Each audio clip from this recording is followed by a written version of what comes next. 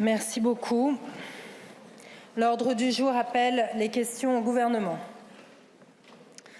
Et la première va être posée par Monsieur Jean-Paul Mattei pour le groupe démocrate.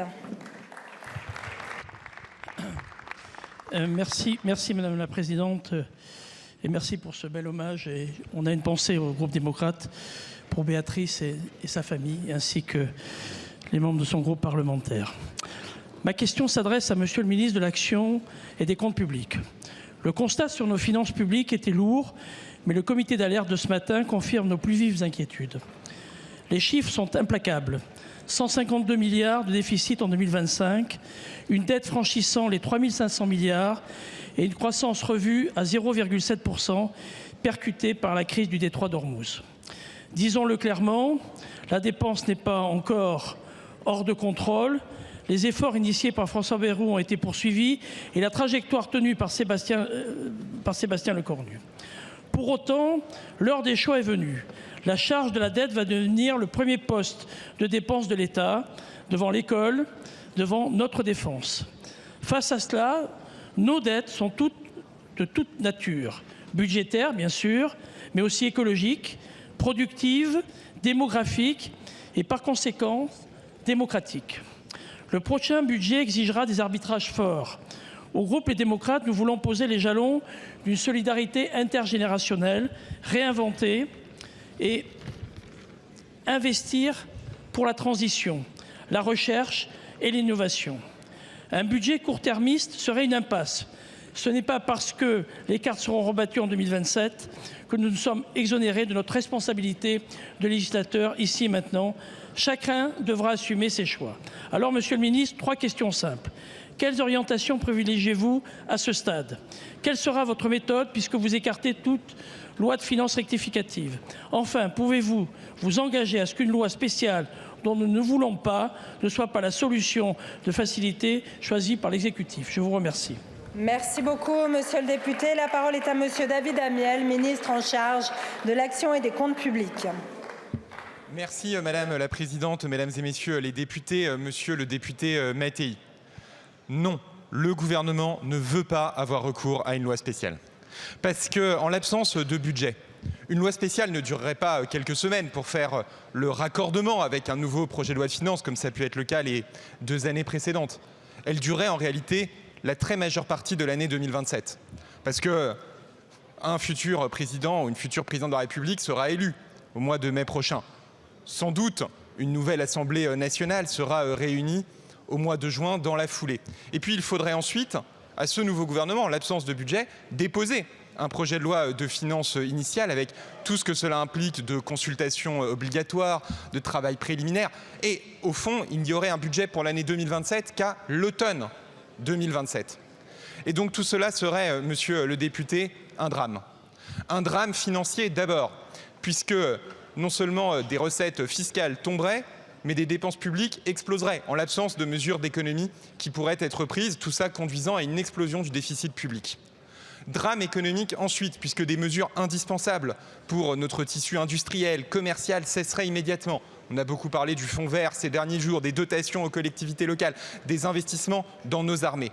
Drame démocratique enfin, parce que alors qu'une élection présidentielle interviendra dans cette année 2027, une absence de budget priverait les Français de la sérénité économique, financière nécessaire pour faire ce choix et elle priverait les candidats à l'élection présidentielle de la capacité à parler même d'autre chose que de l'énorme confusion économique dans laquelle nous serions plongés. Et puis après l'élection présidentielle, le nouveau président, la nouvelle majorité, s'il n'y a pas de budget, n'aurait d'autre choix en réalité que de passer le plus clair de leur mandat à corriger cette énorme sortie de route de l'année 2027. Donc oui, il faut un budget de compromis, un budget de sauvegarde républicaine. Merci beaucoup, Monsieur le ministre. La parole est à présent à Monsieur Julien Rancoul pour le groupe Rassemblement national. Merci Madame la Présidente. Permettez-moi au nom du groupe RN d'adresser nos hommages et nos pensées à la famille de Béatrice Bellamy, à ses collègues, à sa famille et au groupe Horizon. Monsieur le ministre de l'Intérieur, ces derniers jours, notre pays a été en proie aux flammes. Le bassin méditerranéen paie un lourd tribut et le Languedoc-Roussillon est en première ligne. Des milliers d'hectares sont partis en fumée, des habitations ont été détruites, un camping et des exploitations ont été ravagés. Plusieurs sapeurs-pompiers ont été blessés, mais le pire est pour l'heure évité. Je veux ici, au nom du groupe Rassemblement National, mais je pense pouvoir aussi parler au nom de toute notre Assemblée, remercier et soutenir les sapeurs-pompiers, sapeurs-sauveteurs, pilotes, qui mènent encore à l'heure actuelle, où je vous parle, une lutte remarquable contre le feu au péril de leur vie. J'ai une pensée pour les pompiers de Couiza, sur ma circonscription, dont leur engin a été pris par les flammes. Saluons aussi les forces de sécurité, les bénévoles des réserves communales et associations agréées de sécurité civile, les agents ONF, les élus locaux et notamment les maires ruraux, comme le maire de Pouzols-Minervois, présent à chaque instant sur le terrain. Monsieur le ministre, vous avez pu constater sur place la dévotion de ces hommes et de ces femmes. Ce sens du service, cette vocation, ils l'ont au plus profond d'eux.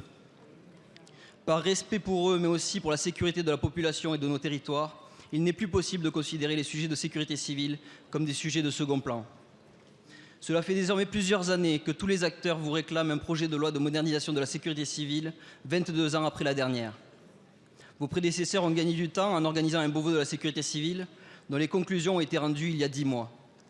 Monsieur le ministre, par respect envers nos sapeurs-pompiers et l'ensemble des acteurs de la sécurité civile, quand est-ce que votre gouvernement prendra la mesure de la question et mettra enfin à l'ordre du jour ce projet de loi tant attendu? Je vous remercie. Merci, monsieur le député. La parole est à monsieur Laurent Nunez, ministre de l'Intérieur. Merci beaucoup, Madame la Présidente, Mesdames et Messieurs les députés, Monsieur le député Julien Rancoul. D'abord, merci de l'hommage que vous avez rendu aux sapeurs-pompiers et à toutes les forces de sécurité civile qui se sont engagées, qui sont engagées partout sur le territoire national au moment où nous nous parlons. Il y a une vingtaine de feux qui sont actifs, dont un certain nombre ne sont pas encore fixés. Et vous m'avez accompagné, je vous en remercie, avec d'autres élus à Pouzols-Minervois, où je me suis rendu il y a maintenant 72 heures et nous avons pu effectivement saluer ces sapeurs-pompiers pour leur engagement. Vous redire que nous sommes très déterminés, que nous avons mobilisé tous les moyens. Depuis 2022, le président de la République a souhaité que nous augmentions la flotte aérienne, ce qui a été fait avec la location d'hélicos, d'avions, qui ont été utilisés dans le département de l'Aude pour combattre les incendies, qui le sont encore dans le département des Pyrénées-Orientales sur l'incendie en cours de Trévillac. Et je veux évidemment les saluer, les remercier, l'ensemble des personnels, l'ensemble des élus qui déclenchent partout les plans communaux de sauvegarde. Pour répondre très clairement à votre question, il y a eu le Beauvau de la sécurité civile qui a rendu effectivement des conclusions en septembre dernier. Et nous travaillons à l'écriture de ce projet de loi sur la sécurité civile que nous espérons bien présenter. Donc il va être présenté au Premier ministre, il va être arbitré à Matignon et nous espérons bien, nous avons bon espoir de pouvoir le présenter dans toute sa dimension sur le volet résilience, sur le volet statutaire pour les sapeurs-pompiers, sur le volet financement également et puis aussi sur un volet qui est peut-être un peu plus compliqué, qui est celui de l'organisation dans chaque département du secours d'urgence aux personnes qui est très attendu par les sapeurs-pompiers. Nous continuons à discuter avec les professions, mais maintenant cette discussion elle est terminée et le projet il est en cours de rédaction. Et mon objectif c'est évidemment, et c'est l'objectif du gouvernement, de le présenter, de le proposer. Et puis il y a le sujet du financement qui est un sujet compliqué, mais nous ne désespérons pas de pouvoir l'inscrire au projet de loi de finances pour 2027. Merci monsieur le ministre. Monsieur le député. Monsieur le ministre, on n'a toujours pas de date claire, donc je prends acte que la sécurité civile n'est toujours pas dans vos axes prioritaires. Merci beaucoup. La parole est à présent monsieur Christopher Weisberg pour le groupe Ensemble pour la République. Merci Madame la Présidente et permettez-moi aussi au nom du groupe Ensemble pour la République de rendre hommage à Béatrice Bellamy, à sa famille, à son groupe et à ses proches. Madame la ministre de la Francophonie, des partenariats internationaux et des Français de l'étranger. Le 4 juillet dernier, les États-Unis célébraient les 250 ans de leur indépendance. En 1776, les pères fondateurs proclamaient une idée révolutionnaire. Il existe des droits que nul pouvoir ne peut retirer. La vie, la liberté et la poursuite du bonheur. Cette idée ne naît pas de nulle part. Elle s'inspire des Lumières françaises. Franklin et Jefferson la font traverser l'Atlantique. 13 ans plus tard, elle revient en France, enrichie de l'expérience américaine et inspire à son tour notre révolution. Depuis lors, nos deux nations ne sont pas seulement des alliés, elles sont les deux héritières d'une même promesse démocratique. En 1776, le défi était de conquérir la liberté. En 2026, le défi est de la préserver. Car derrière les célébrations, une question demeure. Que reste-t-il aujourd'hui de l'esprit de 1776 ? Nous le voyons, une fois encore, nos démocraties se répondent et parfois s'imitent. Quand les juges deviennent des adversaires parce que leurs décisions déplaisent, quand les journalistes deviennent des ennemis parce qu'ils enquêtent, quand les scientifiques deviennent suspects parce que leurs conclusions dérangent. Les démocraties meurent rarement dans un fracas, elles s'érodent puis elles disparaissent. Et comme si cette crise de confiance ne suffisait pas, une révolution technologique s'ouvre devant nous. L'intelligence artificielle bouleverse notre rapport au savoir, les réseaux sociaux bousculent notre rapport au débat. Pendant ce temps, la dette écologique comme la dette financière limite déjà la liberté des générations futures. Face à cette agitation, le président de la République a fait le choix de la constance. Parler à toutes les administrations américaines, quelles qu'elles soient, sans jamais renoncer à défendre les intérêts de la France, la voix de l'Europe et les valeurs qui fondent notre alliance. Parce que la France n'est jamais aussi fidèle à ses alliés que lorsqu'elle est fidèle à elle-même. Alors, Madame la Ministre, à l'heure où le sommet de l'OTAN à Ankara rappelle que la sécurité de l'Europe repose plus que jamais sur une alliance transatlantique forte, comment la France entend-elle poursuivre le dialogue avec les États-Unis afin de préserver cette alliance tout en continuant à défendre sans concession nos intérêts et nos valeurs démocratiques? Merci beaucoup, monsieur le député. La parole est à madame Éléonore Carrois, ministre déléguée chargée de la francophonie et des partenariats internationaux. Merci madame la présidente. Monsieur le député Christopher Weisberg, vous avez rappelé à quel point nos liens avec les États-Unis d'Amérique sont profonds, à quel point nos liens avec le peuple américain sont profonds. 250 ans d'amitié, nous sommes d'ailleurs leurs premiers amis, leurs premiers alliés et nous avons contribué à leur indépendance. J'en veux pour preuve la tour Eiffel qui était éclairée aux couleurs américaines ce week-end, la patrouille de France qui survolait la Statue de la Liberté, bref, tous ces symboles d'amitié que vous avez annoncés. Mais être amis, y compris des amis de longue date, y compris les plus vieux amis, ne signifie pas que l'on ne peut pas se parler franchement et justement se dire qu'il y a des profonds désaccords avec l'administration américaine aujourd'hui. Contrairement à l'administration américaine aujourd'hui, nous croyons qu'il faut évidemment combattre le réchauffement climatique et le Premier ministre, hier, lors de la motion de censure, a rappelé les actions que la France a menées. Nous croyons aussi à l'importance vitale de la défense des politiques de genre. Nous croyons évidemment que l'équilibre mondial repose sur le respect des règles communes, qu'il s'agisse des règles du droit international, des règles du droit de l'état de droit, du droit humanitaire ou même des règles de football. Personne ne sort gagnant lorsque l'on enfreint les règles et nous remercions la Belgique qui a prouvé en l'espèce que s'asseoir sur les règles ne nous permettait jamais une victoire. D'ailleurs, je salue la victoire de ce beau pays francophone. Et sur la question de comment voir l'avenir, eh bien, évidemment, la France est précurseur en la matière en soutenant justement cette force et cette souveraineté européenne. C'est, vous l'avez rappelé, la position du président de la République, c'est la position que nous tenons au sein de l'Union européenne et la position que nous tenons dans l'OTAN. Une France forte dans une Europe forte, c'est notre seule boussole avec nos alliés. Je vous remercie. Merci beaucoup, madame la ministre. La parole est à présent à monsieur Manuel Bompard pour le groupe La France Insoumise. Merci madame la présidente. D'abord vous dire que mon groupe s'associe à l'hommage à notre collègue Béatrice Bellamy. Monsieur le Premier ministre, un État de droit se mesure à la manière dont il contrôle ceux auxquels il confie le pouvoir de donner la mort. C'est ce contrôle que vous voulez supprimer avec la présomption de légitime défense pour les policiers.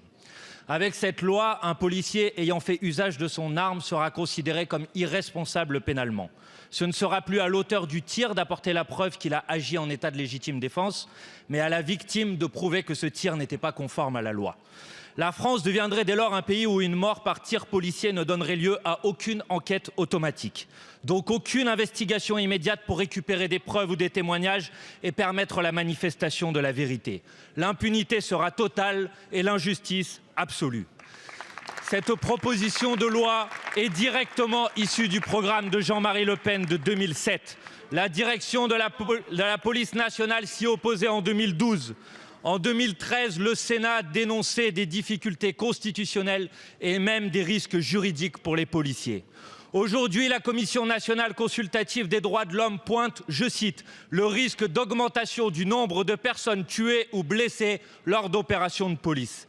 Après la mort d'Adama Traoré, de Souheil El Khalfaoui, de Naël Merzouk et de 39 personnes non armées en 7 ans, combien de nouveaux drames voulez-vous avoir demain sur la conscience ? Sur un sujet d'une telle gravité, vous n'avez organisé ni audition ni consultation. La Défenseure des droits, le Conseil de l'ordre du barreau de Paris, Amnesty International ou la Ligue des droits de l'homme dénoncent cette loi.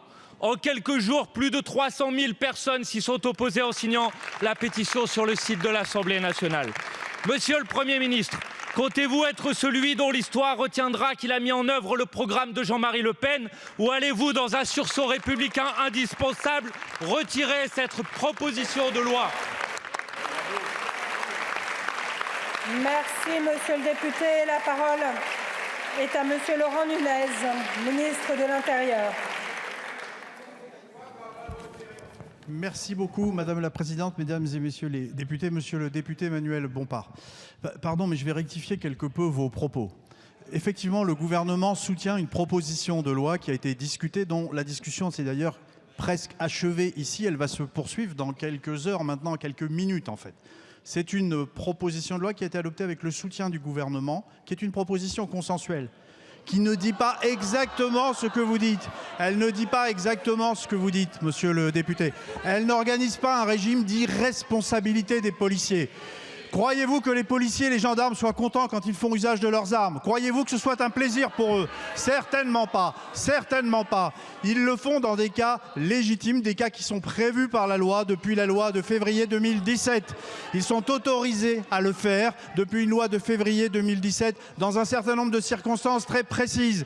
Quand il est porté atteinte à leur intégrité physique ou à celle d'autrui, quand il y a un refus d'obtempérer avec une personne qui risque de commettre et de porter atteinte à l'intégrité physique d'autres personnes, quand il s'agit de mettre un terme à un périple meurtrier. C'est de ça dont on parle, monsieur le député. C'est de ça dont on parle. Et dans ces cas-là, la proposition de loi qui a le soutien du gouvernement et qui est présentée par monsieur Éric Pauget, que je veux saluer, cette proposition, elle vise à organiser une présomption d'usage légitime des forces. Cette présomption est une présomption simple qui peut être levée à tout moment. À tout moment. Ça n'organise aucune irresponsabilité pénale. À tout moment, dès la première minute, dès lors que les circonstances ne sont pas réunies, n'importe quel procureur pourra renverser cette présomption. Vous entretenez des fantasmes sur ce texte qui n'est que la reconnaissance du travail légitime que font les policiers et les gendarmes de notre pays, qui méritent plutôt d'être soutenus que d'être combattus. Merci beaucoup, monsieur le ministre. La parole est à présent à monsieur Peyo-Dufaux pour le groupe socialiste. Madame la Présidente, Mesdames et Messieurs les ministres, chers collègues, Arrachaldeon, bonjour. Notre groupe s'associe pleinement à l'hommage rendu à notre collègue Béatrice Bellamy. Ma question s'adresse à Monsieur le ministre du Budget, même si j'ai bien compris qu'il ne souhaite pas répondre. Elle porte sur les transports du quotidien.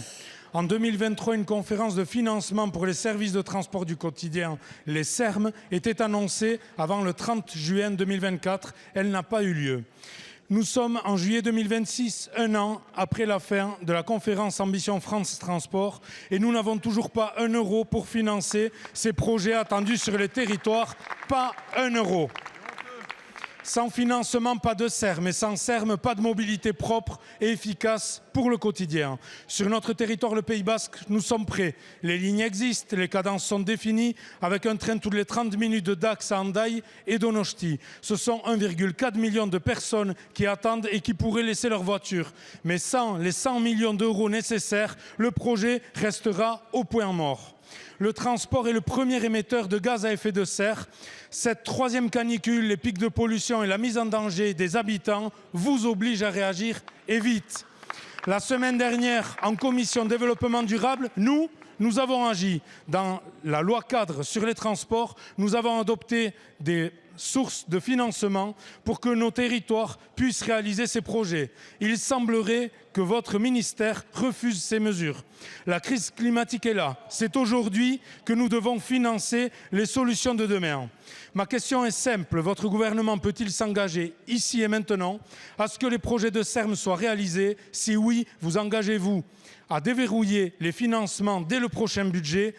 Donnez-nous les moyens de vos ambitions. Mieszker. Merci beaucoup, monsieur le député. La parole est à monsieur Philippe Tabarot, ministre en charge des Transports.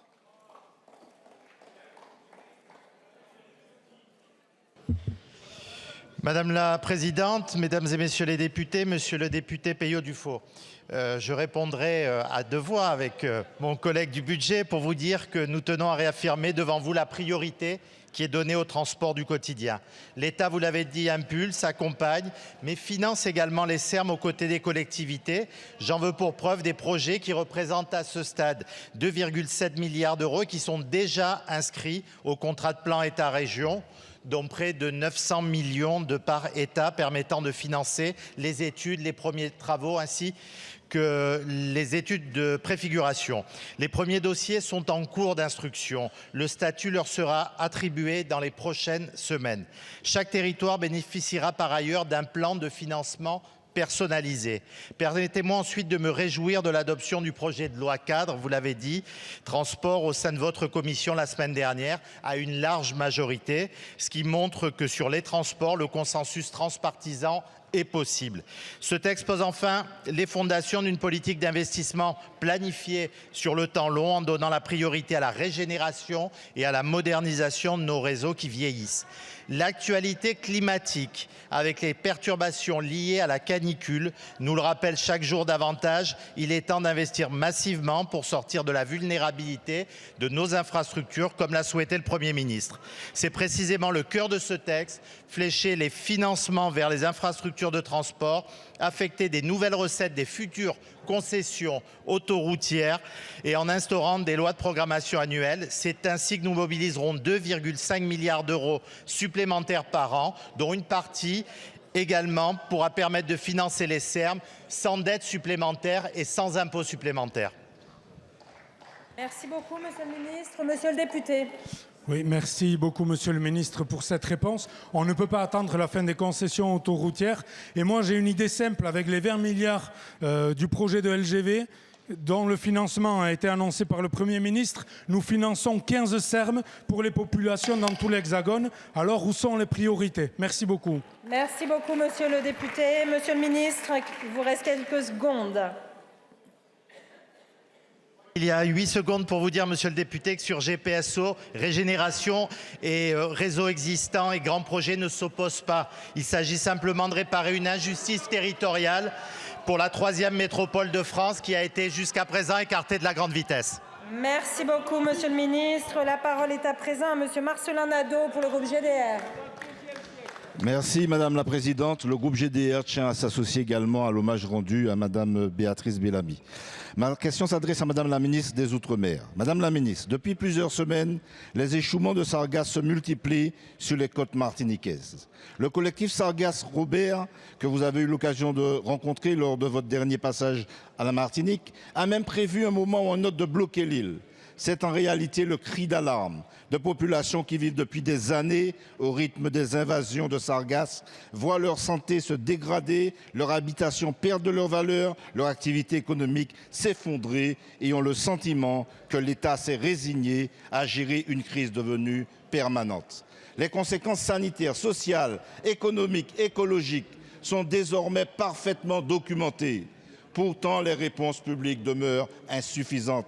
Madame la Ministre, notre proposition de loi que nous avons portée à votre connaissance visait précisément à donner enfin un véritable cadre juridique à cette crise, car tant que les sargasses ne seront pas clairement définis juridiquement, les collectivités, les riverains et les acteurs économiques resteront privés des outils nécessaires pour agir efficacement.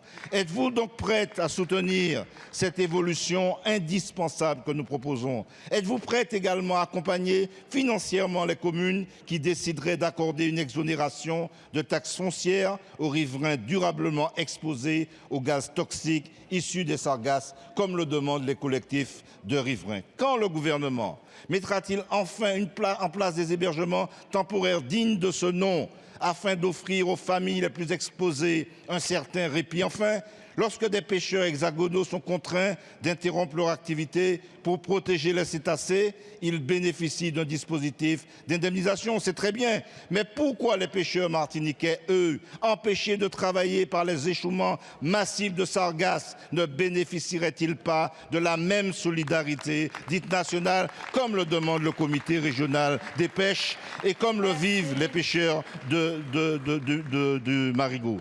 Madame la Ministre, que compte... Merci, Monsieur le député. La parole est à Madame Naïma Mouchou, ministre des Outre-mer.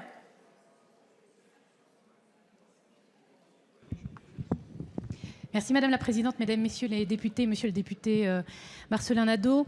Je reviens de 4 jours de déplacement en Martinique. J'ai été sur le terrain et on a abordé effectivement ensemble la problématique des sargasses. J'ai pu me rendre dans la commune du Robert. J'ai rencontré les maires du François, du Vauclin, du Marigot. Je suis allée à la rencontre des marins-pêcheurs, des collectifs, vous l'avez dit, des riverains. Et la conviction qui est la mienne en a été confortée s'il en était besoin. Les sargasses sont un fléau et vous l'avez très bien décrit, c'est un calvaire pour les populations au quotidien, les familles sont inquiètes. Vous l'avez dit, des professionnels effectivement sont pénalisés et les élus locaux sont en première ligne au quotidien. Je voudrais d'abord saluer la mobilisation exemplaire, je l'ai vu de mes yeux sur place, un vrai travail qui se fait entre les services de l'État, les pêcheurs, les collectivités. Travail important, on a ramassé 9000 tonnes de sargasses à ce jour, c'était 7600 l'année dernière au même moment, c'est dire l'ampleur de ce phénomène. J'ai pu confirmer sur place que nous soutiendrons financièrement la collecte en mer, puisque les fonds étaient épuisés, mais nous le ferons bien évidemment jusqu'à la fin de saison.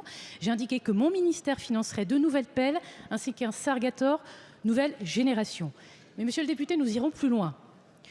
Nous sommes en train de finaliser le plan Sargasses 3. Et le plan Sargasses 3, ça va être une politique publique à part entière pour traiter les sargasses, effectivement, non plus comme un sujet d'urgence, mais comme un sujet désormais permanent. Ça veut dire, d'une part, qu'il y a la question des financements qui est posée, et vous l'avez dit, et nous regardons toutes les possibilités, effectivement, et celles qui ont été exprimées sur place vont aussi être discutées, je vous le confirme. Et il y a 2 piliers très importants, par ailleurs, monsieur le député. C'est le premier, l'anticipation. Il faut absolument que nous puissions ramasser bien en amont les sargasses avant qu'elles échouent sur les côtes. Ça, c'est une nécessité qui est partagée par tous. Et le deuxième pilier, parce que nous savons que ça n'est pas qu'un problème écologique, la question de la santé publique.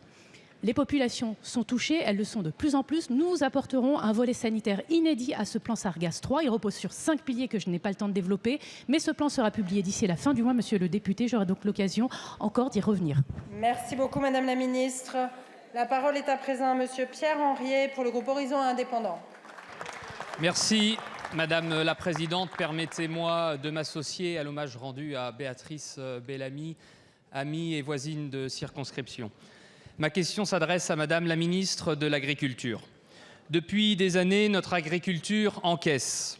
Elle encaisse les crises sanitaires et les charges qui flambent à chaque désordre du monde, des carburants aux engrais. Elle encaisse et elle s'épuise. Plus de la moitié des fermes françaises ont disparu depuis la fin des années 80.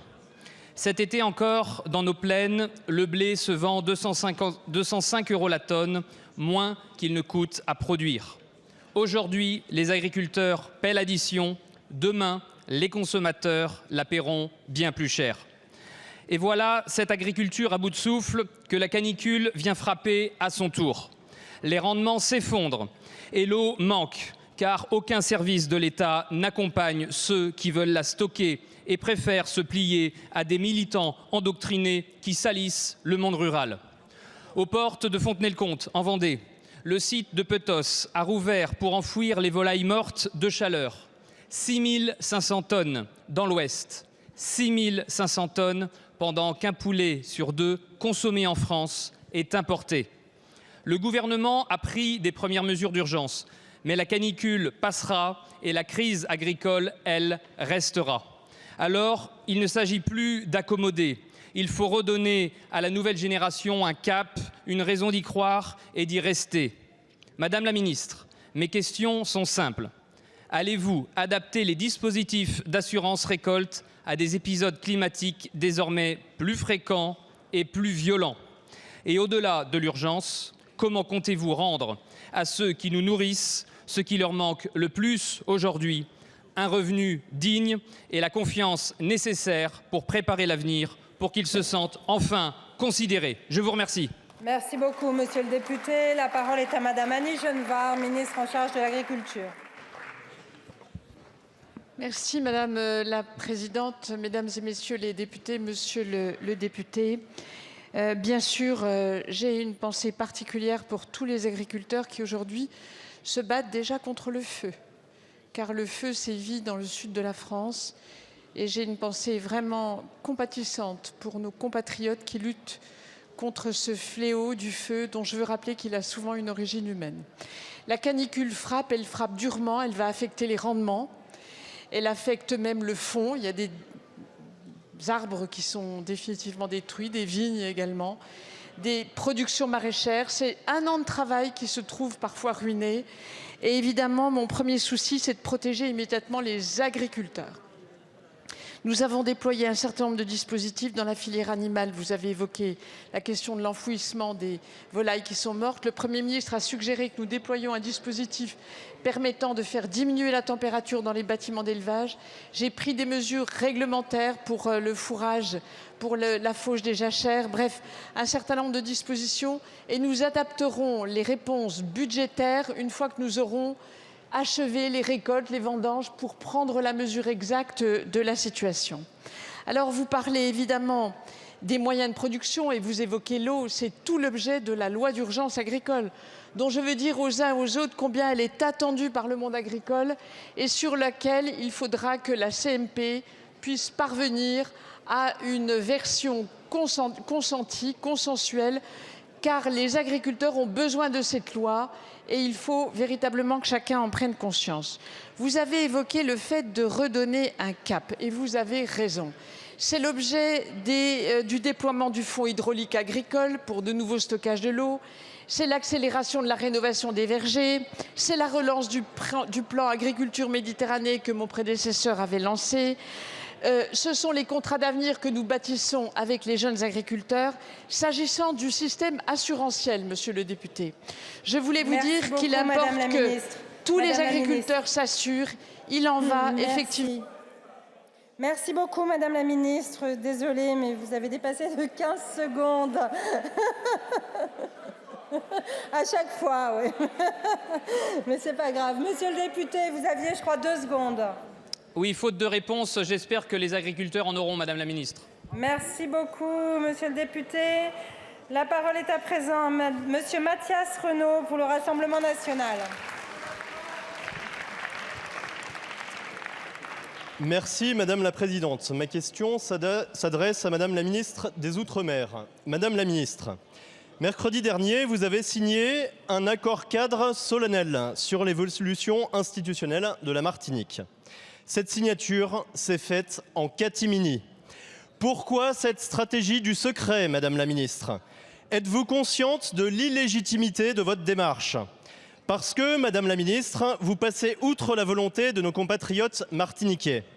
Alors je vous le dis sans détour, à 9 mois de l'élection présidentielle, un président en fin de course et un gouvernement sans majorité n'ont aucune légitimité pour altérer ainsi l'architecture de notre République, une et indivisible.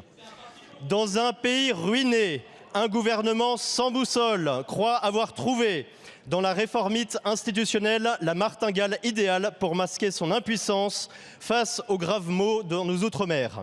Au Rassemblement national, nous opposons à votre illusion institutionnelle le seul projet d'avenir, l'autonomie économique portée par un État stratège. L'urgence absolue, Madame la Ministre, est de briser la dépendance aux importations et d'engager une diversification structurelle. Le bon sens, c'est de démanteler le monopole en forçant la dissociation stricte entre la logistique et la distribution commerciale.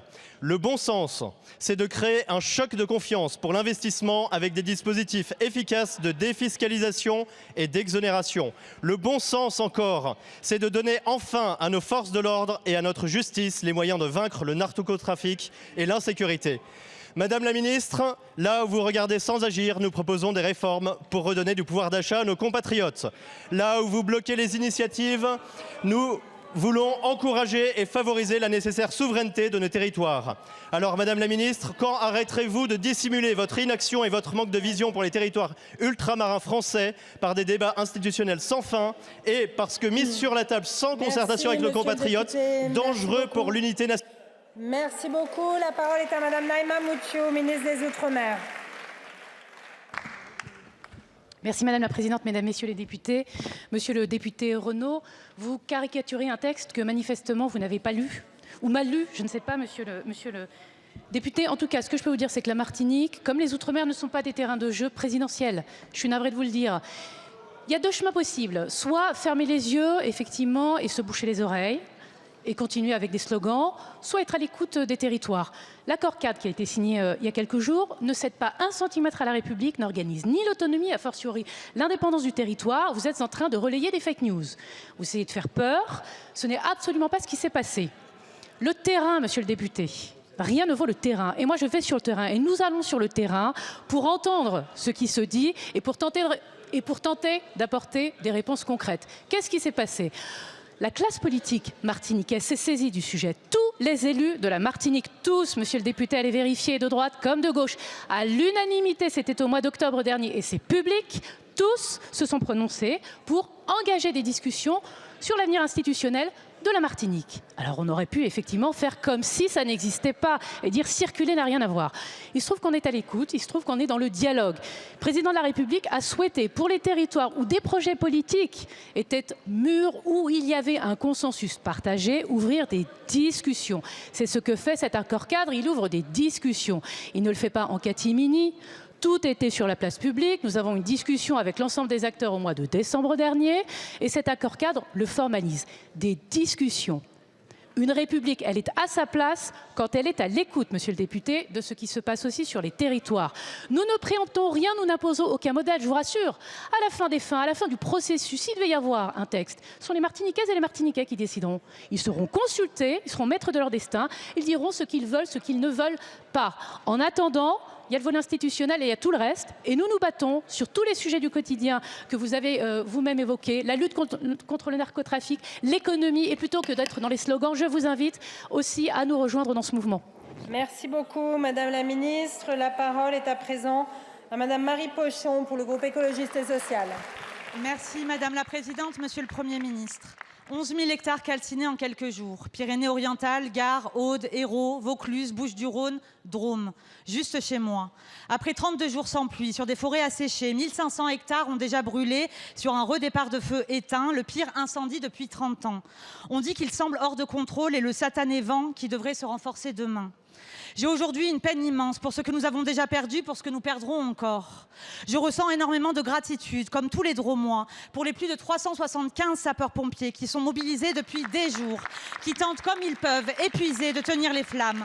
Je veux remercier la solidarité immense qui s'est organisée, des élus locaux, des citoyens, qui font tellement de dons qu'on a dû cesser la collecte, qui accueillent chez eux les personnes évacuées et sur leurs terres les animaux d'élevage. Mesdames, messieurs, vous êtes la fierté et la force de notre beau Diois. Mais il y a l'inquiétude et la colère. Vous avez refusé tant de mesures d'adaptation. Vous avez supprimé 40% des personnels de l'Office national des forêts en 20 ans. Vous avez commandé des Canadair, puis décommandé pour questions budgétaires. Ce qu'on a sont dans le sud. Mais nous, qu'est-ce qui nous reste ? Les solutions, nous les connaissons. Dès 2022, nous demandions déjà des moyens supplémentaires pour les SDIS, ainsi que 4 Canadair de plus.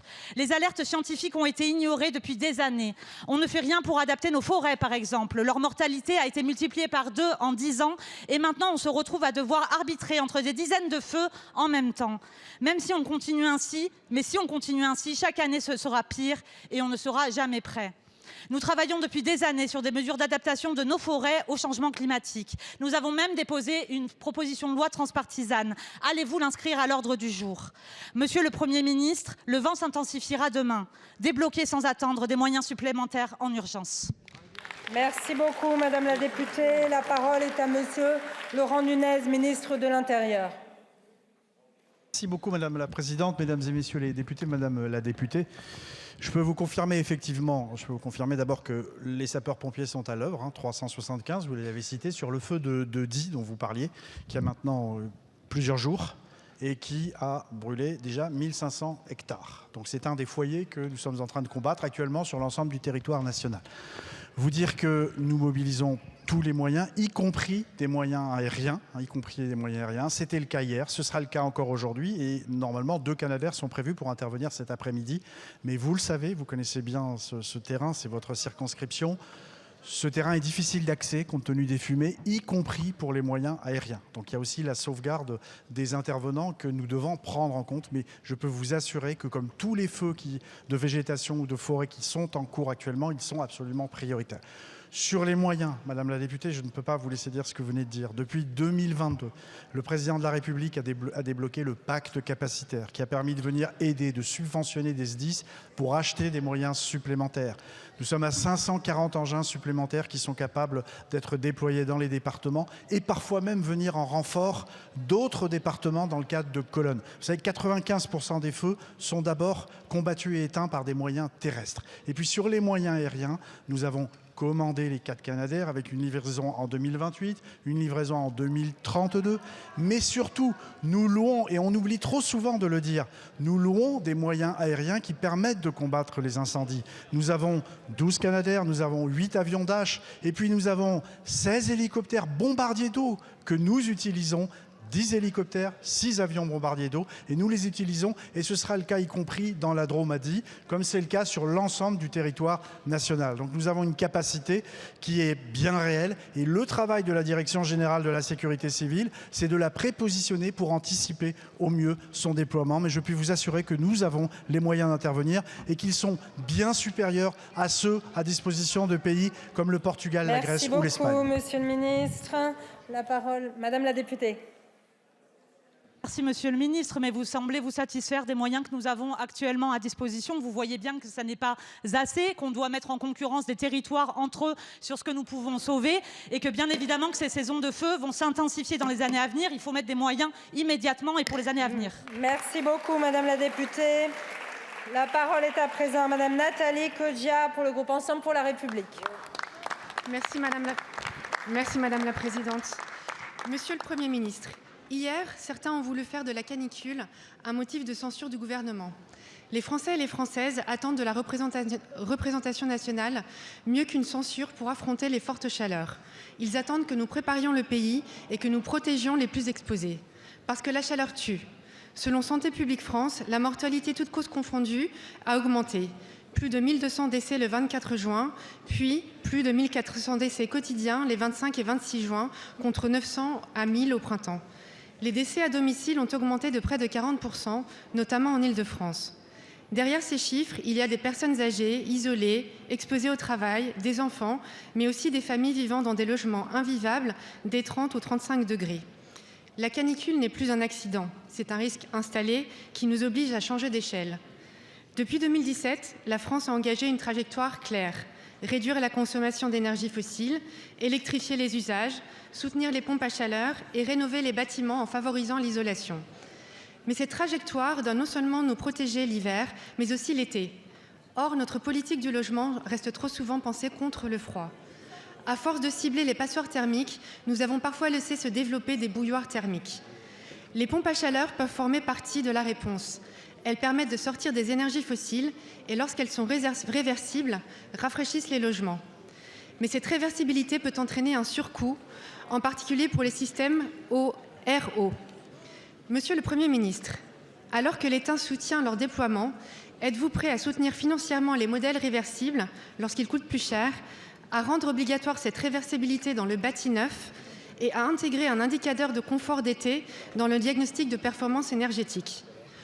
Par ailleurs, pouvez-vous garantir que les prochains arbitrages permettront d'adapter nos logements et bâtiments publics aux canicules qui viennent? Je vous remercie. Merci beaucoup Madame la députée. La parole est à Madame Maude Bréjon, ministre chargée de l'énergie.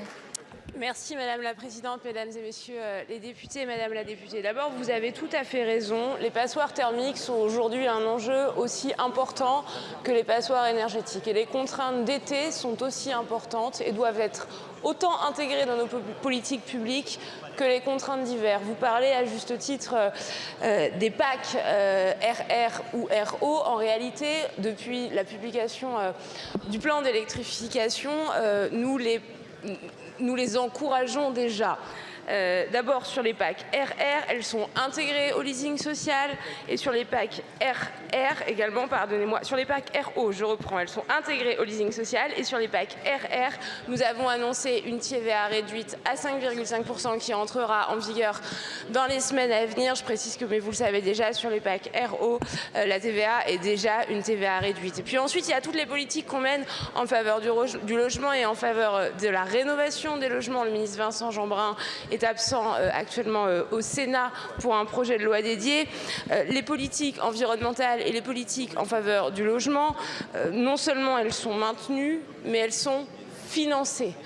Et lorsque je regarde le budget de MaPrimeRénov', 3,6 milliards d'euros cette année, ou le budget de l'ANA, 4,6 milliards d'euros cette année, comme en 2025, et on doit bien sûr maintenir cette ambition sur le budget des années à venir, mais ce sera évidemment le fruit de discussions qui viendront.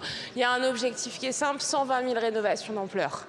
Cette année, c'était 100 000 l'année dernière, et ces rénovations d'ampleur intègrent notamment des dispositifs qui permettent de répondre à cette question cruciale du confort d'été. Je n'aime pas trop ce terme parce que je pense qu'on est sur quelque chose de bien plus basique que du confort, mais en tout cas la possibilité de se rafraîchir de par les PAC, de par donc ces pompes à chaleur, de par les protections solaires, de par des rénovations qui intègrent la ventilation. Donc on le prend pleinement en compte. Je vous remercie, Madame la députée. Merci beaucoup, Madame la Ministre. La parole est à présent à Monsieur Max Mathiazin pour le groupe Lyot. Merci, Madame la Présidente. Ma question s'adresse à Monsieur le Ministre de l'Intérieur. Monsieur le Ministre de l'Intérieur, les députés guadeloupéens ne comptent plus le nombre d'interventions, le nombre de réunions, que ce soit avec la préfecture ou le nombre de courriers et autres lettres ouvertes ou fermées que nous avons adressées sur la question de la sécurité pour notre pays. Alors, cela nous amène à nous poser une question, Monsieur le Ministre. L'État a-t-il vraiment la volonté de maintenir la sécurité dans ces territoires dits ultramarins? Mardi dernier, par exemple, à Capesterre-Belle-Eau, en Guadeloupe, des individus ont tiré sans discernement vers un bar où des personnes s'étaient réunies pour regarder la Coupe du Monde. 2 femmes sont tombées, sont mortes sur le coup. Quelques 4 ou 5 blessés, dont un enfant de 7 ans, dont le pronostic vital a été engagé. L'année dernière, je vous rappelle que la Guadeloupe a atteint le chiffre de 47 morts par arme à feu. Nous étions en 2025. C'est trop, Monsieur le Ministre, pour un pays qui n'a que 480 000 habitants. Monsieur le Ministre, vous savez comment ces armes arrivent, puisque les forces de l'ordre vous le disent, les douaniers vous le disent. Nous sommes dans un endroit, dans un lieu de passage de la Colombie à d'autres pays de la Caraïbe. Donc, les douanes, la gendarmerie, la police, ils font de leur mieux. Monsieur le Ministre, à quand l'accomplissement de ces promesses? Les drones, les scanners et autres forces qui doivent nous arriver. J'attends votre réponse, Monsieur le Ministre. Merci beaucoup, Monsieur le député. La parole est à Monsieur Laurent Nunez, ministre de l'Intérieur. Merci Madame la Présidente, Mesdames et Messieurs les députés. Monsieur le député, vous avez raison de souligner que la Guadeloupe est frappée par une augmentation des homicides importante. C'était plus 50% l'année dernière, vous l'avez cité. Depuis le début de l'année, nous sommes déjà à 20 homicides. C'était 19 à la même période. Et dont les drames que vous avez cités, où 2 femmes ont perdu la vie, un enfant de 6 ans a été blessé, notamment à Capesterre, et vous l'avez cité, il y a eu encore de nouveaux faits. Mais vous ne pouvez pas dire que nous ne faisons rien sur la Guadeloupe, parce que nous avons bien évidemment identifié que c'est un carrefour pour les trafics de drogue, aussi les trafics d'armes, mais nous ne pouvons pas dire que nous ne faisons rien, puisque, comme vous le savez, la ministre des Outre-mer, le ministre délégué auprès de moi, M. Jean-Didier Berger, sont allés présenter, après qu'il ait été validé par le Premier ministre et le Président de la République, le plan urgence anti-Guyane, qui vise précisément à renforcer notre lutte contre ce type de délinquance qui génère les homicides que vous dénoncez fort justement. Vous dire que nous avons sécurisé encore plus les approches de ces territoires, en augmentant les moyens d'interception, notamment, en augmentant la surveillance côtière. Il y a 2 escadrons de gendarmerie mobile qui sont présents en permanence, au même titre qu'un peloton de la garde républicaine. Nous avons créé 2 brigades nautiques, notamment une de police, une de gendarmerie pour intervenir et surtout renforcer les effectifs qui sécurisent le territoire, dont la Guadeloupe. Ce sont plus 162 policiers en plus depuis 2016 sur le territoire de la Guadeloupe. Il y a près de 250 enquêteurs. L'OFAST a été augmenté. Donc nous poursuivons sans relâche les efforts, comme vous l'appelez, de vos voeux. Et puis il y a une thématique qu'on ne peut pas éluder également, monsieur le député, c'est la thématique régionale. Et c'est bien pour ça que vient de se tenir, elle a été conclusive le 3 juillet dernier, la conférence régionale de sécurité dans les Caraïbes qui a réuni de nombreux États et qui va permettre de renforcer l'échange d'informations, notamment en matière de renseignement criminel, pour mieux lutter contre les filières. Non, monsieur le député, nous ne faisons pas rien et je puis vous assurer de notre détermination à combattre la délinquance et notamment la Guadeloupe. Merci beaucoup, monsieur le ministre. Monsieur le député. Monsieur le ministre, nous attendons les effets de ce nouveau plan, mais nous espérons que ça arrivera très vite. Merci beaucoup, monsieur le député. La parole est à présent à monsieur Nicolas Trizna pour le groupe Droite républicaine. Merci Madame la Présidente. Madame la Présidente, mes chers collègues, monsieur le ministre de l'Intérieur. 3 chiffres que vous connaissez malheureusement que trop bien. 11 500. C'est le nombre de forces de l'ordre agressées en 2024, soit 32 agressions par jour. 200. C'est le nombre de policiers blessés à la suite de la finale de la Ligue des Champions en mai dernier. Plus de 150. C'est le nombre de policiers qui sont suicidés depuis 2021. Ces chiffres sont révélateurs d'un mal profond, la remise en cause du rôle des forces de l'ordre. Il faut le dire, rares sont les métiers où l'on préfère parfois habiter loin de son lieu de travail pour éviter de mettre sa famille en danger. Rares sont les métiers qu'on hésite parfois à revendiquer en public. Rares sont les métiers comme le leur, où l'on part le matin au travail sans certitude de rentrer le soir sain et sauf. Nos forces de l'ordre exercent quotidiennement leur mission avec une grande rigueur, dans des conditions de plus en plus difficiles, parfois au péril de leur vie. Notre groupe se félicite donc que le gouvernement ait choisi de remettre à l'ordre du jour la loi dont nous étions à l'origine avec Laurent Wauquiez et Éric Pauget sur la légitime défense de nos forces de l'ordre. C'est une présomption simple, renversable, loin des mensonges répétés depuis des jours. Tandis que certains préfèrent nous plonger dans une inversion complète des valeurs, nous tenons pour notre part à réaffirmer que les forces de l'ordre sont là pour assurer le respect de la loi et de notre sécurité. Et ne sont certainement pas, comme certains le pensent à l'extrême gauche de ces bancs, des tueurs en puissance. Il est notre responsabilité de leur garantir un cadre juridique à la fois clair et protecteur, sans les placer dans une insécurité permanente lorsqu'ils agissent dans l'exercice de leur mission. Cette confiance que nous demandons ne se veut ni naïve ni aveugle, mais elle représente un message politique fort. La République fait confiance à ses forces de l'ordre. La loi proposée ce jour sur la présomption de légitime défense est un premier pas, mais ne peut pas être une fin en soi. Monsieur le ministre, que proposez-vous concrètement pour soutenir et protéger celles et ceux qui protègent les Français? Merci. Merci beaucoup, monsieur le député. La parole est à monsieur Laurent Nunez, ministre de l'Intérieur. Merci Madame la Présidente, Mesdames et Messieurs les députés, Monsieur le député. D'abord, merci d'avoir proposé ce texte et du soutien que vous apportez. Et vous avez le soutien du gouvernement puisque la rédaction qui a été retenue dans le texte qui va donc consacrer l'usage légitime, la présomption d'usage légitime pour les policiers et les gendarmes est un texte, quand je disais qu'il était consensuel tout à l'heure, c'est qu'il avait été rédigé entre vous et le gouvernement. C'est un texte qui vise à simplement créer une présomption simple qui ne fait qu'utiliser les cas qui sont déjà prévus par la loi depuis 2017 et dont certains disaient déjà dans mon dos que c'était un permis de tuer.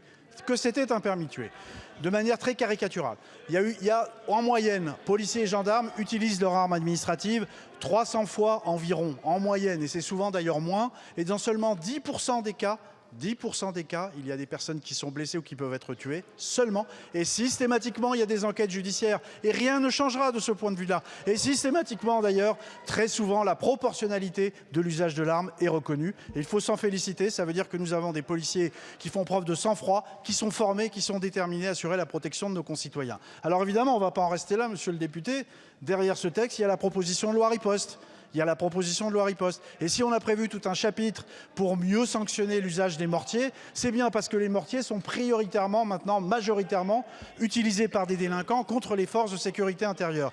Et donc c'est un des aspects. Il y a aussi le volet rodéo. Et donc je compte évidemment sur le soutien important de l'Assemblée nationale pour faire adopter le texte riposte, dont le but essentiel est justement de mieux lutter contre des actes délictueux qui sont dirigés contre les forces de sécurité intérieure et qui portent atteinte à leur intégrité physique, c'est le cas des mortiers ou des rodéos, ou qui visent à renforcer leurs procédures et leurs moyens d'investigation, notamment au travers de l'usage du LAPI ou de la vidéo assistée. Et donc voilà comment on peut aider nos policiers, et je compte évidemment sur le soutien de l'Assemblée nationale pour adopter ce texte important.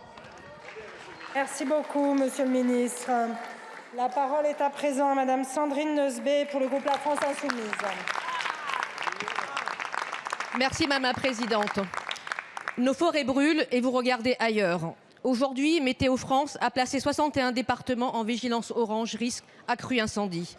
Dans les Pyrénées-Orientales, les Bouches-du-Rhône, la Drôme et d'autres départements, des feux dévorent en ce moment des milliers d'hectares, détruisent nos forêts, notre terre, sa biodiversité ainsi que des habitations.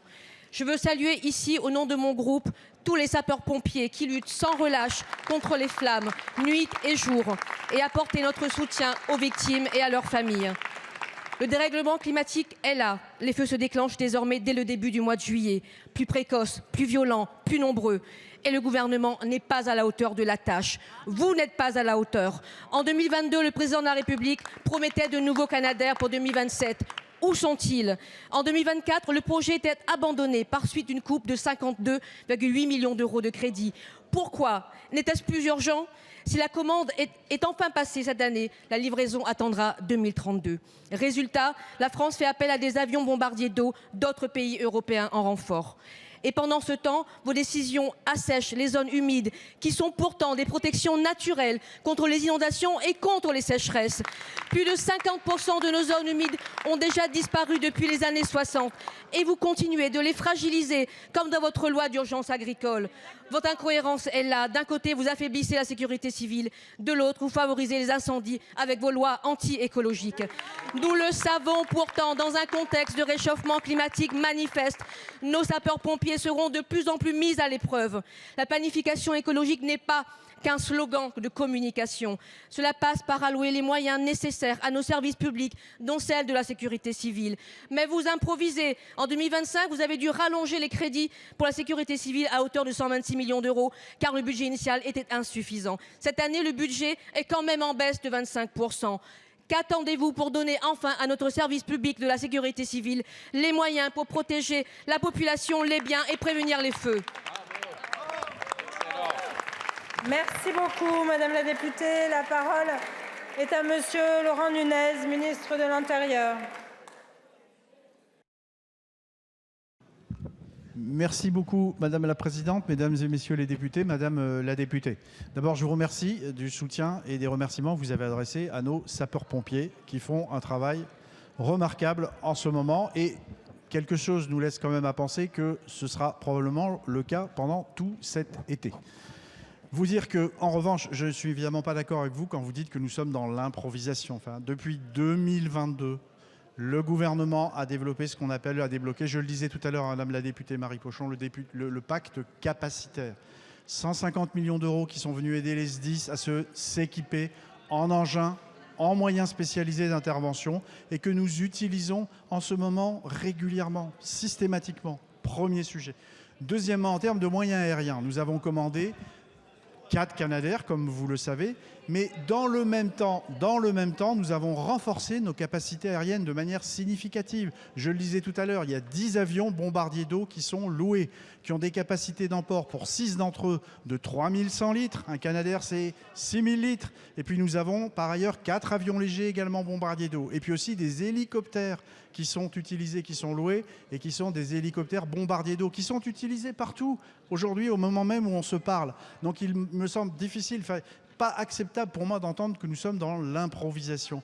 Et puis par ailleurs, c'est tellement peu improvisé tout ça que nous avons tous les jours une planification des moyens, y compris des colonnes et des renforts extrazonaux qui interviennent partout sur le territoire national pour mieux lutter contre les incendies. Voilà ce que je peux vous dire, Madame la députée. Nous ne sommes pas dans l'improvisation. Et juste une remarque. Regardez le nombre d'hectares brûlés par Canadair dans l'ensemble des autres pays de l'Union européenne. Regardez l'âge moyen de la flotte de Canadair ou d'avions bombardiers d'eau dans l'ensemble des pays de l'Union européenne. Je peux vous dire que nous sommes tous tout sauf en retard sur ces sujets. Et nous allons continuer à lutter contre les incendies avec détermination. Merci beaucoup, Monsieur le ministre de l'Intérieur. La parole est à présent à Monsieur Mathieu Bloch pour l'UDR. Merci Madame la Présidente. Monsieur le Premier ministre, l'incendie qui ravage aujourd'hui les Pyrénées-Orientales souligne une fois de plus l'insuffisance de notre flotte de Canadair. Et pourtant, on connaît très bien l'histoire. En 2022, Emmanuel Macron promet le renouvellement de la flotte et l'acquisition de nouveaux bombardiers d'eau. En 2024, le gouvernement de Gabriel Attal annule les crédits nécessaires à la commande de 2 nouveaux Canadair. 2 appareils seront, on le sait, finalement commandés dans le cadre du programme européen Rescue, mais avec une livraison annoncée seulement en 2028. Incorrigible Macronie, prisonnière de sa gestion calamiteuse des finances publiques, prisonnière de son idéologie eurobéate, prisonnière enfin de son double discours permanent. D'une main, vous multipliez les annonces et les grands discours sur le climat. De l'autre, vous êtes incapable d'assumer les décisions concrètes pour en combattre les conséquences. Vous annulez des crédits nationaux avant de présenter comme une victoire une commande européenne qui arrivera 4 ans plus tard, 2 ans trop tard, oserais-je dire. Vous passez votre temps à gérer les crises au lieu de les prévenir. Un Canadair, Monsieur le Premier ministre, coûte 60 millions d'euros. C'est une somme importante, mais elle est dérisoire au regard des milliers d'hectares détruits, des maisons menacées, des vies mises en danger et des milliards d'euros que coûtent ensuite les conséquences de votre imprévoyance. Chaque été, vous rendez hommage au courage de nos sapeurs-pompiers. Et je veux avoir une pensée aujourd'hui pour celles et ceux qui combattent le feu au péril de leur vie. Mais ils méritent mieux que des discours, ils méritent les moyens de leur mission. Alors ma question est simple, quand ferez-vous enfin de la sécurité civile une priorité nationale au lieu de redécouvrir chaque année l'urgence que vous auriez dû anticiper? Merci beaucoup, Monsieur le député. La parole est à Monsieur Laurent Nunez, ministre de l'Intérieur. Merci Madame la Présidente, Mesdames et Messieurs les députés, Monsieur le député. D'abord, les Canadair, ils ont été commandés, c'est 4 Canadair. 2 qui arriveront en 2028 et 2 qui arriveront en 2032, qui ont été financés sur le budget de 2026. Et les Canadair, 2 Canadair, c'est 200 millions d'euros à chaque fois. Hein, c'est un petit peu plus que le chiffre que vous avez donné. En attendant, vous savez très bien que nous louons des moyens, je viens de le dire et je vous le redis. Nous avons des avions qui sont loués, nous avons des hélicoptères bombardiers d'eau, nous avons notre propre flotte de Dash qui permet de propulser du produit. Ce sont des avions qui permettent de propulser notamment de l'eau évidemment, mais aussi des produits retardants. Donc nous avons une flotte aérienne qui permet de répondre aux besoins. Et tous les jours, nous jonglons évidemment, nous la répartissons en fonction des incendies. Et vous avez cité un incendie qui est les Pyrénées-Orientales. Comme vous le savez, j'y étais hier avec un certain nombre d'élus, dont d'ailleurs la députée de votre groupe. Elle a pu constater qu'était mobilisée sur ce feu, qui est un feu important. Nous avions 7 Canadair, si elle y était, je vous assure, nous avions 7 Canadair et 2 hélicos lanceurs d'eau qui étaient mobilisés. Donc il me paraît difficile, non pardon, pas de votre groupe, c'était du Rassemblement National, pardon, je rectifie. Et nous avions 9 moyens aériens qui étaient mobilisés, qui sont mobilisés sur cet incendie. Donc nous avons les moyens de le faire, de la même façon que nous avons mobilisé le pacte capacitaire qui nous a permis d'acquérir un certain nombre d'engins qui sont mobilisés partout sur le territoire national. Donc voilà, je peux vous rassurer là-dessus. Nous ne sommes pas, comme vous le dites, dans l'improvisation, dans l'imprévision ou dans la gestion des crises. La sécurité civile dans notre pays, c'est bien une priorité. Il ne vous a pas échappé que le ministre de l'Intérieur s'en occupe personnellement, va à la rencontre des sapeurs-pompiers, discute avec eux. Et comme je l'ai dit tout à l'heure et comme j'ai répondu à monsieur le député Julien Rancoul, nous aurons bien un projet de loi sécurité civile. Ça ne s'est pas fait depuis très longtemps. Donc je vous confirme, monsieur le député, que c'est bien une priorité pour nous. Merci beaucoup, Monsieur le ministre. Monsieur le député? Merci Madame la Présidente. Comme toujours en Macronie, tout est parfait, tout est merveilleux, sauf que finalement le bilan, cette arrogance est inversement proportionnelle à votre bilan et au résultat que vous obtenez. La réalité, c'est que nos forêts brûlent et que rien n'a été anticipé. Notre parc de Canadair entre 20 et 30 ans et que vous aviez eu 9 ans pour anticiper son remplacement. Non, Monsieur le ministre, vous n'avez plus le temps, je suis désolée. Non. Merci. Mais comme vous répondez à la prochaine question, vous pourrez en profiter. La parole est à Madame Sabrina Sebaï pour le groupe écologiste et social. Merci Madame la Présidente. Robert Badinter disait à juste titre: Ainsi, devons-nous refuser toujours et partout, sous couvert de justice, que la mort soit la loi? Pourtant, aujourd'hui, notre Assemblée s'apprête à réintroduire la peine de mort dans notre pays. Non pas celle prononcée par un juge, mais celle qui s'exécute sans procès, celle qui frappe dans la rue, celle qui prive du droit le plus fondamental, celui d'être vivant pour pouvoir être jugé. Cette loi ne protège ni les policiers qui accomplissent leur mission avec professionnalisme et dont je salue le travail au quotidien, ni nos concitoyens qu'ils sont censés protéger. Elle crée une présomption de légitime défense qui inverse la charge de la preuve, fondement même de notre système judiciaire. La Défenseure des droits, la Commission consultative des droits de l'homme et de nombreuses organisations de magistrats sont tous opposés à ce texte qui piétine notre état de droit. Ils sont d'ailleurs devant notre Assemblée pour vous le dire. Ces dernières années, des dizaines de personnes meurent des interventions policières, 49 en 2025 et déjà 20 pour cette année 2026. Naël Merzouk, Adama Traoré, Abou Bakar Fofana, Maïki Loerk, Souel El Khalfaoui et tant d'autres vies volées et de familles brisées. Monsieur le ministre de l'Intérieur, cette proposition de loi est un message à l'intention de tous ceux qui entachent l'institution policière. Car voilà ce que vous leur dites. On vous croit, on vous fait confiance, on vous protège. En réalité, cette loi renforce 3 choses. L'impunité pour ceux qui déshonorent l'uniforme, la présomption de culpabilité et la peine de mort sans procès pour les victimes. Hier, des jeunes de Nanterre me disaient qu'avec cette loi, vous alliez faire d'autres Naël. Monsieur le ministre, qu'avez-vous à leur répondre? Merci beaucoup, Madame la députée. La parole est à Monsieur Laurent Nunez, ministre de l'Intérieur. Merci beaucoup, Madame la Présidente, Mesdames et Messieurs les députés, Madame la députée. Ce que j'ai à répondre sur cette proposition de loi, c'est vous redire que ça n'est qu'une présomption simple. C'est écrit noir sur blanc dans le texte et qu'elle peut être levée à tout moment. On entendait tout à l'heure dire qu'il fallait attendre le jugement. Non, elle peut être levée à tout moment. N'importe quel procureur pourra placer en garde à vue un policier ou un gendarme s'il considère que l'usage de l'arme n'a pas été fait dans le cadre qui est prévu par l'article 435-1. Voilà ce que je peux dire. Ce que je peux dire également, puisque vous me posez la question, qu'est-ce qu'on peut dire à des jeunes qui vous ont interrogé à Nanterre? Ce qu'on peut dire, c'est que les policiers et les gendarmes sont les professions qui sont parmi les plus contrôlées, qui doivent justifier systématiquement des moments où ils ont fait usage de la force. Systématiquement. Et que dans la très grande majorité des cas, quand ils font usage de la force, il y a un contrôle, il y a généralement reconnaissance du caractère proportionné de l'intervention. Et d'ailleurs, le texte qui va être adopté tout à l'heure, il ne revient pas sur la nécessité de l'intervention et sur la proportionnalité nécessaire de cette intervention. Donc voilà, nous avons des règles qui sont protectrices, qui visent à encadrer l'action de la police et de la gendarmerie. Et je veux redire que cette présomption, c'est aussi une façon de reconnaître que nos policiers et nos gendarmes sont des professionnels qui font preuve de sang-froid, qui sont formés et qui ne font usage de leurs armes que vraiment en dernier recours. Et croyez-moi, pour les connaître très bien, comme vous le savez, ça n'est jamais un plaisir pour un policier ou un gendarme de faire usage de leurs armes. Généralement, ils s'en souviennent toute leur vie et c'est aussi un traumatisme pour eux. Ne l'oubliez jamais.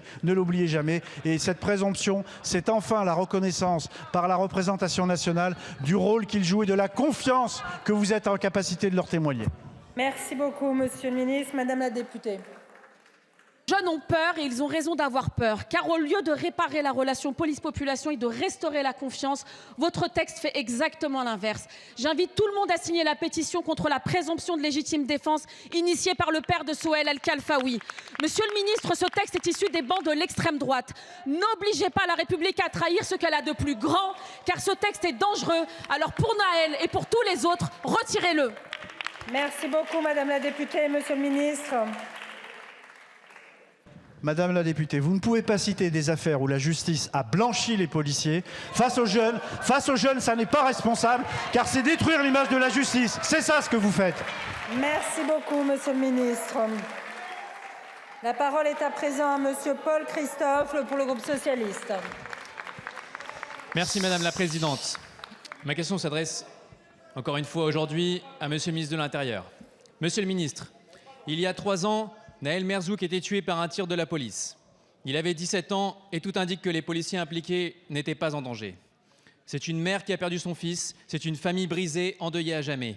C'est la République qui n'a pas su faire un usage proportionné de la force. Avant Naël, il y a eu Adama, Lamine, Ali et de trop nombreuses autres victimes. La mort de Naël aurait dû conduire à une réflexion politique globale. Mais depuis 3 ans, rien n'a changé. Enfin, rien, pas tout à fait. Parce que depuis 3 ans, le nombre de tirs de policiers a augmenté et le nombre de victimes aussi. Il faut dire stop. Nous dirons stop.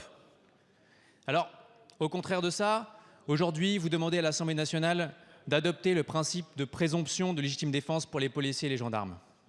C'est un principe qui est réclamé par la famille de Madame Le Pen, sous bracelet électronique aujourd'hui, qui a instrumentalisé la mort de la haine avec votre haine. Monsieur le ministre, il y a 30 000 véhicules qui refusent d'obtempérer chaque année. Alors on fait quoi? On tire sur 30 000 voitures chaque année?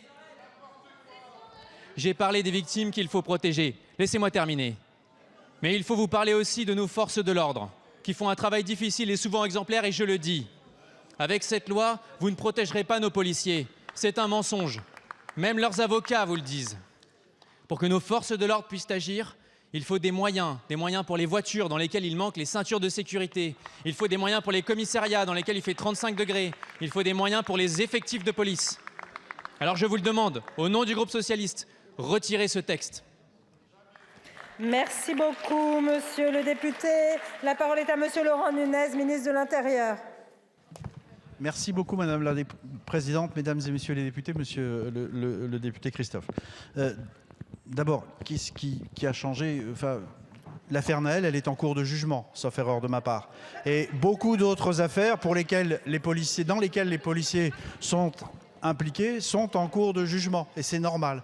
Et souvent, je vous le redis, souvent, et c'est heureux, majoritairement, la justice en général reconnaît la proportionnalité des interventions policières. Il ne faut pas nier, comme vous semblez le faire, le fait qu'il existe une force légitime dans notre pays et que les policiers et les gendarmes peuvent en faire usage dans des conditions encadrées par la loi. On a l'impression que quand c'est le cas, vous niez la possibilité pour les forces de l'ordre de faire usage de leurs armes. Donc c'est ça le sujet. Alors, monsieur le député, sur les moyens, puisque vous avez évoqué les moyens, je crois que ce gouvernement a fait beaucoup de choses pour les moyens des policiers, et notamment en termes d'équipement de véhicules, en termes d'équipement de protection, et continue à le faire dans le projet de loi de finances 2026, puisque nous avons encore des recrutements, nous avons encore une augmentation des matériels, des équipements. Donc on fait beaucoup pour la police et pour la gendarmerie. Je ne peux pas vous laisser dire que nous ne faisons rien là-dessus. Mais sur les cas d'usage de l'arme, je veux vous redire, quand je vous entends, monsieur le député, moi qui ai servi dans les rangs des forces de sécurité intérieure, qui en ai dirigé, et qui ai aussi travaillé sous l'autorité d'un autre ministre de l'Intérieur socialiste, monsieur Bernard Cazeneuve, qui avait fait voter le texte de 2017, Voilà, je veux simplement dire que nous venons simplement nous appuyer, nous adosser sur ce texte qui a prévu et qui a offert aux policiers la possibilité et la protection d'avoir un encadrement juridique de leur intervention, et nous ne faisons que créer qu'une présomption simple. Merci beaucoup, monsieur le ministre. Monsieur le député. Monsieur le ministre, vous avez caricaturé mes propos. Et ce n'est pas parce que les socialistes ont voté une mauvaise loi en 2017 qu'il faut que vous fassiez pire en 2026. Merci beaucoup, monsieur le député. La parole est à monsieur Joris Beauvais pour le Rassemblement national. Merci Madame la Présidente. Mesdames, Messieurs, membres du gouvernement, chers collègues, la canicule de 2003 a profondément marqué notre pays et a relevé les fragilités de notre prise en charge des personnes âgées et vulnérables. Elle a conduit dès 2004 à la création de la journée Solidarité destinée à renforcer les moyens consacrés à l'autonomie. Depuis sa mise en place, cette contribution a permis de mobiliser près de 50 milliards d'euros. Pourtant, plus de 20 ans après, alors que les épisodes de forte chaleur sont de plus en plus fréquents et intenses, de nombreux hôpitaux et EHPAD demeurent encore insuffisamment préparés. À la suite de plusieurs témoignages, je me suis rendu au centre hospitalier de Montluçon afin d'échanger avec le personnel hospitalier et soignants confrontés à ces réalités quotidiennes. Ils m'ont fait part de leurs conditions de travail particulièrement difficiles, avec des températures pouvant atteindre de 35 à 40 degrés dans certaines chambres de patients, malgré les solutions de protection mises en place dans l'urgence, comme les couvertures de survie devenues brûlantes sous l'effet de la chaleur ou des ventilateurs brassant un air chaud. Je tiens à rendre hommage au personnel hospitalier et soignant, aides-soignants et à l'ensemble des agents qui, malgré la chaleur, continuent jour après jour d'assurer leur mission avec un engagement remarquable auprès de nos aînés et de nos malades. Comment expliquer, après plus de 20 ans de mobilisation en faveur de l'autonomie et face à des épisodes caniculaires désormais récurrents, certains établissements accueillant les personnes fragiles restent encore confrontés à de telles situations? Quelles mesures immédiates le gouvernement compte-t-il prendre les prochains jours pour protéger patients et soutenir le personnel hospitalier? Quelle action à long terme entend-il engager pour accélérer l'adaptation thermique des hôpitaux et des EHPAD afin de faire face durablement aux vagues de chaleur à venir? Merci beaucoup, monsieur le député. La parole est à madame Stéphanie Rist, ministre de la Santé. Merci, merci Madame la Présidente. Monsieur le député Beauvais, vous nous interrogez sur la gestion de la canicule qui, je dois le dire, avec le nombreux départements encore aujourd'hui en vigilance orange, n'est pas terminée. Vous l'avez dit et je m'associe à vos remerciements pour les soignants qui, lors du dernier épisode extrême de chaleur, ont tenu le système, qui est un système qui a tenu de par l'anticipation, la mobilisation de tous les acteurs, mais et aussi sur la préparation de nos établissements médico-sociaux que sont les EHPAD, puisque depuis 2003, il y a eu une évolution importante, ce qui a permis aux EHPAD d'avoir une pièce réfrigérée et donc ainsi permettre une meilleure qualité de vie pour les résidents. Concernant ce qu'il y a été fait aussi depuis 2003, vous savez que 40% des hôpitaux ont été depuis rénovés et adaptés à la transition climatique, puisque avec soit des climatisations, soit des rafraîchissements. Il faut noter que les services sensibles comme réanimation, urgence sont climatisés. Avec le Ségur en 2021, je vous le rappelle, l'État a investi 19 milliards dans la rénovation de nos hôpitaux et de nos EHPAD. C'est plus de 750 opérations de reconstruction ou de réhabilitation qui ont été engagées et qui sont en cours. Mais si beaucoup a été fait, il reste à faire. À très court terme, ma priorité est d'accompagner les hôpitaux et les EHPAD pour qu'ils disposent, comme on s'y est engagé, de climatiseurs d'appoint, de mesures de rafraîchissement, mais aussi de qualité de vie au travail un peu meilleure pour les soignants. J'ai débloqué pour cela une enveloppe urgente de 100 millions d'euros qui financera ces achats. Et nous mobilisons le fonds qualité dans le cadre des EHPAD à hauteur de 50 millions d'euros. Des premiers envois de climatiseurs ont été réalisés. Merci. Et parce qu'il faut poursuivre, nous avons dégagé une enveloppe de 600 millions d'euros pour la transition de ces établissements. Merci beaucoup, Madame la Ministre. Monsieur le député. Madame la Ministre, les gens ne vivent pas dans une salle rafraîchissante. Ils vivent dans des chambres, ils vivent là où ils sont pour être soignés. Donc il faut développer tout ça. Votre enveloppe de 100 millions, c'est très bien. Mais par contre, c'est le centre hospitalier qui doit déjà investir, trouver des climatiseurs, investir et ensuite être remboursé. Les agents, enfin les gens... Merci, monsieur le député. L'hôpital n'a pas les moyens d'avancer tout cela. Merci beaucoup, monsieur le député.